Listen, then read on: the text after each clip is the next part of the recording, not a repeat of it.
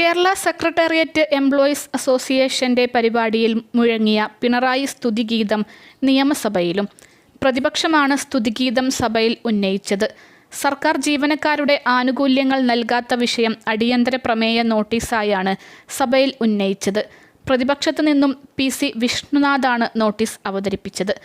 ജീവനക്കാരുടെ ദുരിതം വിശദീകരിക്കുന്നതിനിടയിലാണ് Kerala secretariat employees അസോസിയേഷന്റെ പിണറായി സ്തുതിയും വിഷ്ണുനാഥ് ഉന്നയിച്ചത്.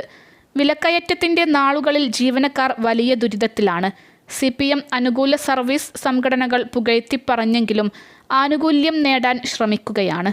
ചെങ്കൊടിക്ക് കാവലാൾ എന്ന സ്തുതിഗീതം പാടിയ ശേഷം സ്റ്റേജിന് പിന്നിൽ ചെന്ന് പൊട്ടിക്കരയുകയാണെന്ന് വിഷ്ണുനാഥ് പരിഹസിച്ചു.